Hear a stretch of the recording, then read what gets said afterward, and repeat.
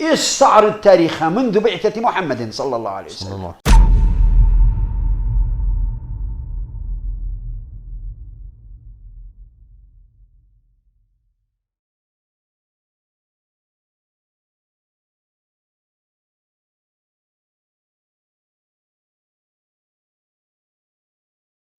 بسم الله الرحمن الرحیم. الحمد لله رب العالمین. بسم الله الرحمن الرحیم. ستایش مر الله پروردگار عالمیان را. درود و سلام بر سید پیغمبران محمد، عائله ایشان و تمام صحابگانشان. ای الله، به ما چیزی را آموزان که برایمان منفعت آور است و به ما نصیب گردان که از شنیده هایمان برای خود نفع حاصل کنیم و علم ما را افزون بگردان.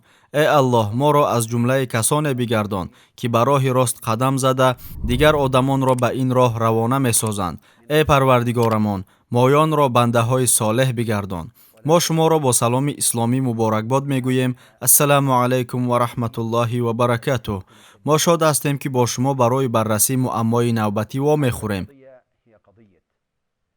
امت اسلامی با این معما زندگی می کند و ما باید آن را به خوبی آموزیم، زیرا آن اهمیت بزرگ دارد. این معما گذرانیدن عملیات های حربی و نقش آنها در سرنگون و تأسیس رژیم و موافقاً دولت است. هنگام آموزش این مسئله ما می‌فهمیم که عملیات های نظامی می توانند رژیم را سرنگون کنند، اما آنها نمی توانند باعث تأسیس دولت شوند. شما نه تنها پس از آموختن واقعیت، بلکه پس از آموختن نصوص شرعی نسبت این واقعیت نیز به این خلاصه می آید. پیش از آن که به این مسئله مفصل‌تر گذریم، یک نکته خیلی مهم را به خاطر می آورم. در اسلام طریقت شرعی معین برای برپای دولت موجود است و آنهایی که مخالف این طریقت عمل می کنند به بنیاد دولت اسلامی نائل نخواهند شد. ما این را همیشه در خاطر داشتنمان ضرور است. هذه قضية يجب أن تكون حاضرة في الذهن. فعندما نريد أن نقيم الدولة نرجع إلى سيرة رسول الله صلى الله عليه وسلم. اگر ما خواهیم دولت را برپا نماییم، ما باید عملهای رسول خدا صلی الله علیه و سلم را از سیرت ایشان، از لحظه ای که رسول خدا صلی الله علیه و سلم به دعوت سر کردند تا زمان ساختن دولت آموزیم. از این رو بگذار آن نفرانی که از مشکل بنیاد دولت اسلامی سرسان و سرگردانند عملهای اولین خود را بازنگری کنند و به مرحله هایی که آنها برای رسیدن به این هدف پیروی میکنند توجه کنند. به اعتنایی از جانب آدمان به عامل‌های پیدایش بعضی جماعت‌ها خطری بزرگ دارد. لا شك أن الدولة لا تقام إلا بقوة. شبهه نیست که دولت تنها با قوت تشکیل کرده می شود. آنهایی که می خواهند دولت اسلامی بنیاد کنند باید همه نیروها را در اطراف خود گرد آورند و یا آن نیروی را جمع آورند که با احتمال زیاد امکان تأسیس این دولت را دارد.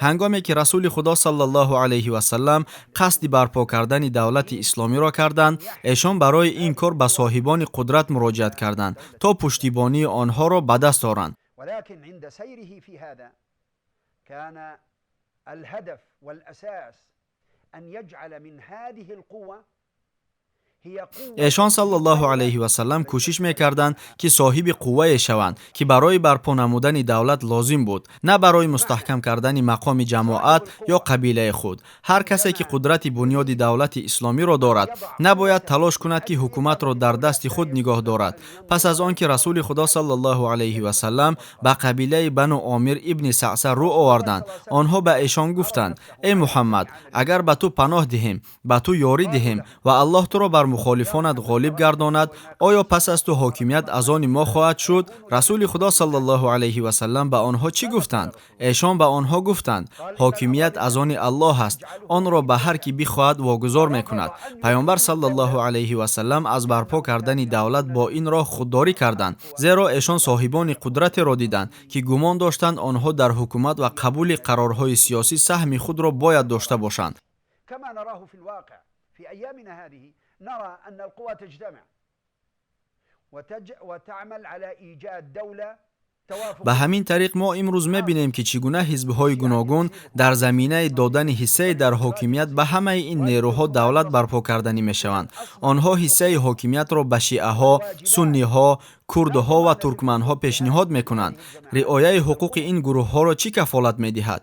эҳтироми ҳуқуқи ин гурӯҳҳо бо қудрати онҳо кафолат дода мешавад.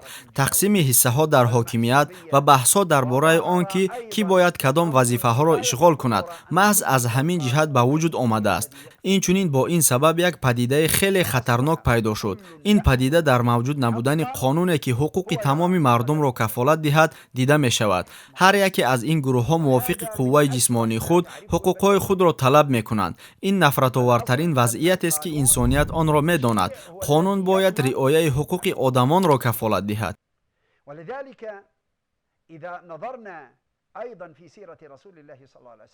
биёед аз тарҷумаи ҳоли паёмбар саллаллоҳу алайҳи васаллам ба воқеае рӯ меоварем ки дар он эшон барои ба даст овардани ҳокимият бо мардум музокира мекарданд. ин воқеа сабаби таъсиси давлат гардид. ин кадом воқеа аст? ин воқеа байъати дуюми ақаба аст. дар ин байъат вақте ки ансориҳо ба расули худо саллаллоҳу алайҳи васаллам ёрии худро пешниҳод карданд, он ҳазрат саллаллоҳу алайҳи васаллам ба онҳо фаҳмонданд ки коре ки онҳо мекунанд чӣ қадар хатарнок аст.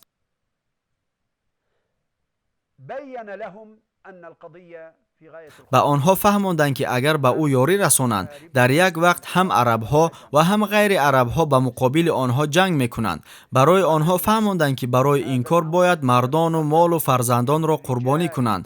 онҳо ба расули худо саллаллоҳу алайҳи васаллам байъат доданд, бо вуҷуди он ки аз ин сабаб молу мулкашон зиён мебинад. на танҳо ҷанговарон, балки намояндагони ашрофи ин қавм мемиранд.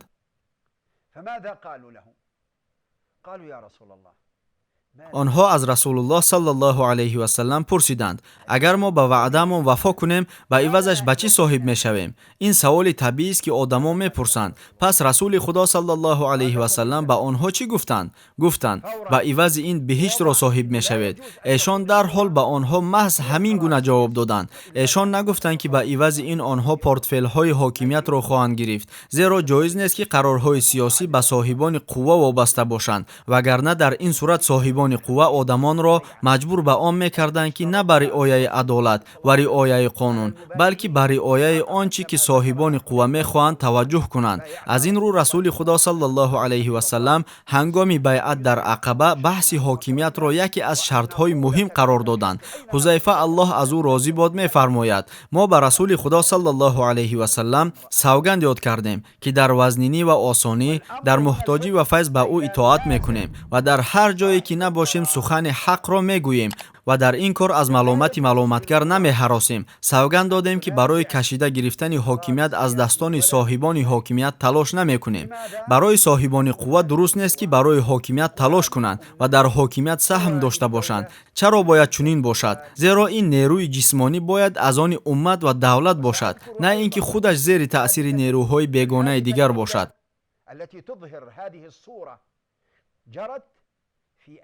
ман ба шумо ҳамчун мисол ду ҳодисаеро меорам ки воқеан ба амал омада суханҳои гуфтаамро равшан мекунанд. ҳодисаи якум дар замони муовия рӯй дод. ҷария ибни қудомаи саъдӣ назди муовия омад ва ба ӯ гуфт: мо ба ту итоат кардем то бо он чи Аллоҳ нозил кардааст бар мо ҳукм фармоӣ.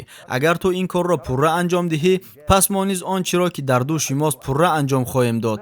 аммо агар ту инро нахоҳӣ, пас мо аз паси худ сипарҳои зиёде ва мардони сахтгирро гузоштаем ки намегузоранд ки ту ба онҳо ситам кунӣ. ин калимаҳо чӣ маъно доранд? ин суханони ҷария чунин маъно доранд ки дар паси онҳо қувваи ҷисмонӣ мавҷуд аст, аммо ин нерӯи исломӣ барои татбиқи ислом мебошад ва агар муовия исломро татбиқ кунад, ин нерӯ дар тарафи ӯ хоҳад буд, зеро ин нерӯи ислом ва давлат аст. аммо агар ӯ исломро татбиқ накунад, ин нерӯ як нерӯи исломӣ боқӣ мемонад ки ӯро маҷбур мекунад ки исломро риоя кунад, ё дар акси ҳол ӯро аз ҳокимият дур мекунад. ин нерӯ ба ягон ҷиҳати хориҷӣ ё ба ягон қабила тааллуқ надорад. ин қувваи ҷисмонӣ ба мафкура тааллуқ дорад. агар таносуби пойбандии қувваҳо ба мафкура вайрон шавад, ба уммат зарбаҳои сахт хоҳад خواهد رسید. در این صورت عدالت و قانون از بین می رود. شخصی که به یگان عائله با نفوذ تعلق دارد یا پسر یگان وزیر یا ثروتمندی با نفوذ است، حقوق آدمان دیگر را پایمال خواهد کرد. پس به آدمان ناتوان چی کار میماند؟ حادثه دیگری روی داده را نیز خاطر رسان میکنم. وقتی که الله رسول اکرم صلی الله علیه و سلم را میراند، مسلمانان در ایوان قبیله بنو ساعده جمع شدند و واعظ انصارها از خدمت‌های انصارها در بنیاد دولت یادآور شده درباره افضلیت آنها و برتریت قوه آنها حرف زد. او گفت که آنها به رسول خدا صلی الله علیه و سلم پناه دادند، همراهشان جنگ کردند و این و آن کار را کردند. ابوبکر برخاست و گفته‌های انصارها را تصدیق نموده گفت: آنچه گفتید همان طور است. یعنی کسی با این بحث نمی کند و شما صاحب قوه و کسانی هستید که دولت را برپا کردند. یکی از انصارها برخاست و گفت: ای ابوبکر، ای جمع آمد مهاجران، بیاید یک امیر را از شما و یک امیر را از ما انتخاب کنیم. و فکری مشارکت در حاکمیت را پیشنهاد کرد. با عباره دیگر، شما صاحب قوه هستید و ما نیز صاحب آن هستیم. پس بگذار هر یکی ما در حکومت سهم خود را داشته باشد، گویا دولت جمعیت سهامی باشد. ابوبکر الله از او راضی بود به او چی پاسخ داد؟ او گفت: امکان ندارد که در یک غلاف دو شمشیر جای شود. او در مسئله به حاکمیت رسیدن انصارها با آنها موافق نبود، زیرا آنها صاحبان قوه بودند. اسلام کسی را که می‌خواهد تصمیم‌های سیاسی گیرد از حاکم شدن منع نمی‌کند. او می‌تواند که پس از برکناری خلیفه یا مرگ او نامزدی خود را پیشبری کند، اما وی نباید نامزدیش را در زمینه آن پیشبری نماید که او صاحب قوه است. وی باید نامزدیش را در اساس آن پیشبری کند که او مسلمان بوده، به تمام آن شرط‌هایی که خلیفه باید داشته باشد صاحب است. پیامبر خدا صلی الله علیه و سلم محض همین چیز را بیان داشتند هنگامی که به قبیله بنو عامر ابن سعسه گفتند: حاکمیت از آن الله است و به هر کی بخواهد آن را می‌دهد. یعنی اگر شما سزاوار حاکمیت باشید صاحب آن می‌شوید، وگرنه حق حاکمیت نخواهید داشت. ابو ذر الغفاری الذي قال فيه رسول الله صلی الله علیه و سلم: ما اقلت الغبراء ولا اضلت السماء. رسول خدا صلی الله علیه و سلم درباره ابوذر غفاری فرمودند: شخصی را که از ابوذر دیده زبانی راستگویتر داشته باشد، نه زمین برداشته است و نه آسمان سایه کرده است. اما هنگامی که ابوذر از پیامبر خدا صلی الله علیه و سلم خواست که او را حاکم تعیین کنند، حضرت صلی الله علیه و سلم به او چنین جواب دادند: تو شخصی ضعیف هستی و این مسئولیت، یعنی امانت می باشد که در روز قیامت بر رسوایی و پشیمانی مبدل گردد، مگر برای آنانی که واقعا به آن حق داشتند. این وظیفه را نباید شخص اشغال نماید که صاحب قوه جسمانی است، بلکه باید آدم اشغال کند که قابلیت اداره کنی را دارا می باشد. قوه جسمانی باید در دست دولت و خلیفه باشد که فهمش درست داشته اسلام را به خوبی تطبیق می کند و با مردم عدلانه رفتار می نماید. اگر این حاکم خواهد که کفر آشکار را نشان دهد و برخلاف شریعت الله عمل نماید، این نیرو شمشیر در دست بر ضد او می براید. چون این است نقش آنهایی که قوه جسمانی دارند. از این رو به مسلمانانی که خود را در راه الله و کمک این دین فدا میکنند، به آن مسلمانانی که میفهمند که هر لحظه میتوانند به خدا روبرو شوند، به آنهایی که سلاح به دست گرفته مقابل کفر برآمدند و نقشه های کافران را برباد دادند، به همه آنها رو آورده میگوییم: قوه های خود را متحد کنید و آن را نه به قوه یگان دسته یا کسی دیگر، بلکه به قوه اسلام تبدیل دهید. با آنهایی که لایحه سیاسی دارند بیعت کنید. بگذار قوه‌ای که شما دارید تابع قرارهای آنها باشد، آنگاه شما می توانید دولت را برپا کنید. در عکس حال دولت به هیچ وجه برپا نخواهد شد، اگرچه این قوه‌های جسمانی فراوان باشند و تمام زمین را سرازیر کنند هم، زیرا دولت با موجودیت مفکوره و لایحه سیاسی پیدا می شود که راه رسیدن به رشد را نشان می دهد. قوه جسمانی مفکوره نیست. نقش قوه جسمانی محافظت و دفاع کردن است. قوه جسمانی دولت نیست. پس قوه داشته‌تان را به تکیهگاه دولت اسلامی تبدیل دهید. از فکر خدمت به منفعت یگان حزب یا منفعت یگان جهت‌ها دور شوید. بگذار خواهش دل شما رضاگی الله متعال و عملی سازی شریعت او باشد. بگذار خواهش شما از جمله آنها شدن باشد که اسلام را به بهترین وجه تطبیق می‌کند و در پیش کسانی که با دین الله بازی می‌کنند دیوار شکست ناپذیر می‌گردند. از الله متعال می‌پرسیم که ما را یاری دهد، به ما عزت بزرگ بخشد، ما моро ба роҳи рост ҳидоят кунад ва дини худро дар рӯи замин устувор гардонад. эй аллоҳ, моро бо ислом азиз гардон ва ба василаи давлати исломӣ исломро азиз гардон. ассалому алайкум ва раҳматуллоҳи ва баракатуҳ. بدولة الإسلام والسلام عليكم ورحمة الله وبركاته.